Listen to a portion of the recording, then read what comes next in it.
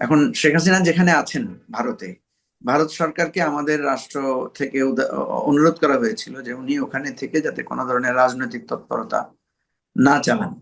কারণ ওখান থেকে যদি উনি রাজনৈতিক তৎপরতা চালান, স্বাভাবিকভাবেই উনি যেহেতু একটা মানে গণহত্যার একটা অভিযোগ তার বিরুদ্ধে, একটা গণ অভ্যুত্থানের প্রেক্ষাপটে তিনি দেশ ছেড়ে পালিয়েছেন, এবং তাকে কেন্দ্র করেই এই পুরো আহ, জনগণের ক্ষোভ, বিক্ষোভ, এবং প্রতিদিনই আমাদের কাছে নতুন নতুন মানে সংবাদ আসছে, নানা ধরনের বৈচিত্র্যের সংবাদ। যেমন গতকালকে আপনি জানেন যে এসেছে গাজীপুরে বাগান বাড়ির সংবাদ এসেছে, কোথায় কোথায় বাগান বাড়ি আছে, কিভাবে লুটপাট হয়েছে টাকা পয়সা, নতুন নতুন করে আয়নাঘরের সন্ধান পাওয়া যাচ্ছে, নানা ধরনের ভিডিও রিলিজ হচ্ছে যেখানে নৃশংসতার ছাপগুলো আরো কাছাকাছি আসছে।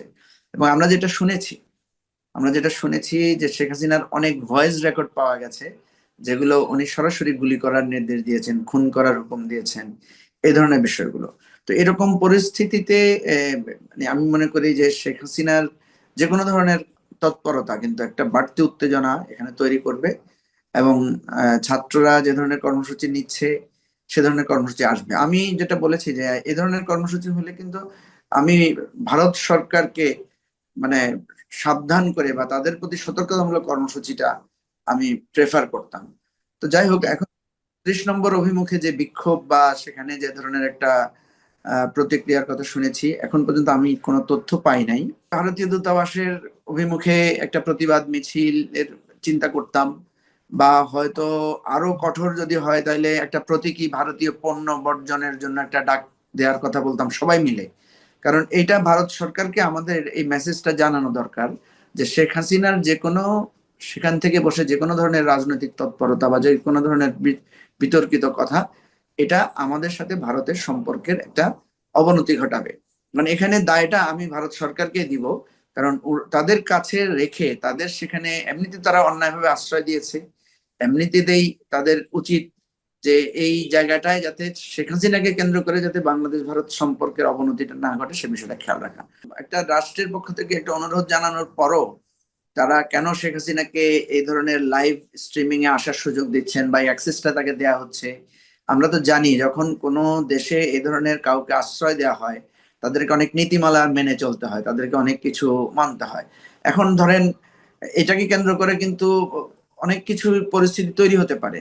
সেজন্য আমি অনুরোধ করব, আপনি যেহেতু কথাটা তুলেছেন আপনার মাধ্যমে, যে বাংলাদেশ সরকারকেও বলবো ভারত সরকারকে আবারও জানানোর জন্য। আর ভারত সরকারের কাছে যেহেতু এখানে আমাদের ভারতের দূতাবাস আছেন, আমরা তাদেরকে বলবো যে এই ধরনের কর্মকাণ্ড আরো খারাপ পরিস্থিতি তৈরি করবে। তবে 32 নম্বরে ভাঙচুর করার কি আছে এটা আমার জানা নাই, কারণ আমি তো 32 নম্বরের পাশ দিয়ে প্রতিদিন আসা যাওয়া করি। সেটা তো অলরেডি একটা মানে একটা ধ্বংসস্তূপের মতোই সেটা হয়ে আছে। তো মানে এটা হচ্ছে একটা প্রতিবাদী জায়গাটাতে আমরা আমরা কিন্তু একটা ভোলাটাইল সিচুয়েশনের মধ্যে আছি শারমিন। আপনি হয়তো দেশে থাকলে বুঝবেন যে আমরা প্রতিনিয়ত চেষ্টা করছি পরিস্থিতিটাকে কিভাবে, কারণ আমাদেরকে তো কোনো না কোনো ফর্মে এসে একটা রিকনসিলিয়েশনের প্রসেসে যেতে হবে।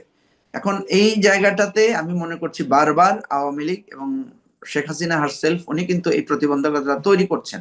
এবং দেখবেন যে এই এই রিকনসিলিয়েশন প্রসেসের দিকে আমরা যেতে পারছি না, কারণ ওনার উস্কানিমূলক কর্মকাণ্ডের মাধ্যমে এবং তার ভুল সিদ্ধান্ত, উস্কানিমূলক কর্মকাণ্ডের মাধ্যমে কিন্তু এই ধরনের একটা গণবিক্ষোভের মুখে তাকে পড়তে হয়েছে।